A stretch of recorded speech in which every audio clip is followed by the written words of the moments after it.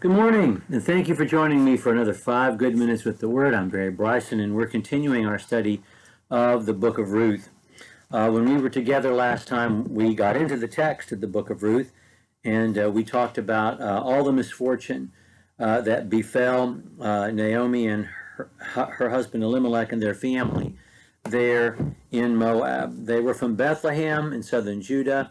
They went south the 50 or 70 miles it took to get to Moab and lived among the Moabites, a related people, having been descended from Lot, but a people who practice a particularly vile form of idolatry, which involved child sacrifice. We talked about that last time, and that's important for us to remember today. Now, Orpah and Ruth were raised among these people, this particularly violent group of people, and they find themselves in a home that is a loving home with a mother-in-law who loves them like her own daughters and who treats them very kindly. We're not told that outright, but it has to be true because we see the great amount of love these women have for each other. So what happened, of course, is that Orpah and Ruth, their husbands died, and the women are left to fend for themselves in a very violent, dangerous time. And these young women are probably in their mid-20s at this point, maybe a little bit older. They would have probably married in their mid-teens, and so that's probably the age they are. Naomi could insist that they stay and take care of her, but she doesn't.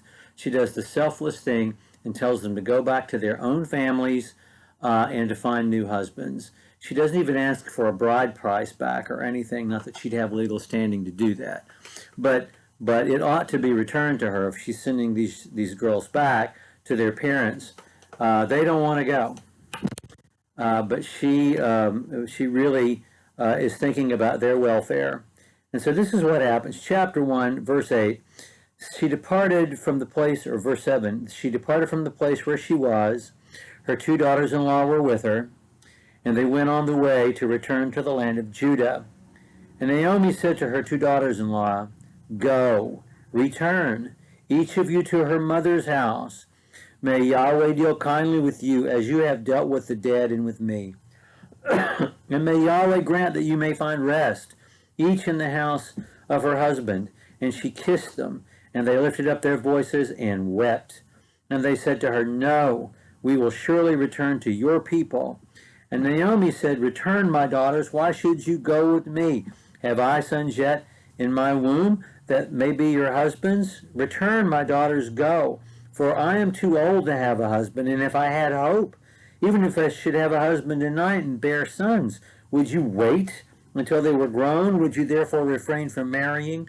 No, my daughters, it's harder for me than for you, for the hand of Yahweh has gone forth against me."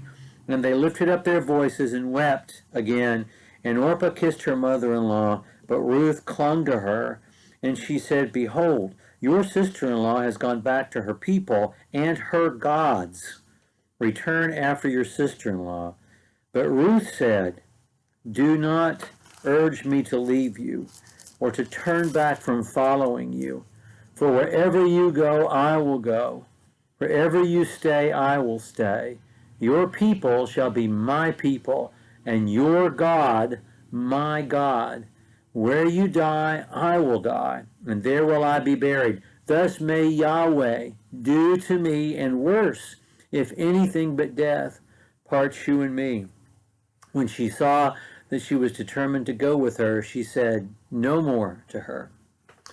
When we introduced this book, we talked about it being a book that demonstrates in all its aspects, or at least in 3 of its aspects, agape love.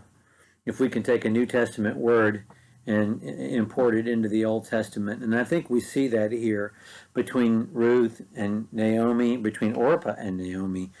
This woman has been so loving to these girls and is ready to sacrifice her own welfare for their welfare, even though she can make a variety of claims on the legal relationship, the legal bond that exists between them. But she's not going to do that because they're like her own daughters, and she's only thinking of their welfare.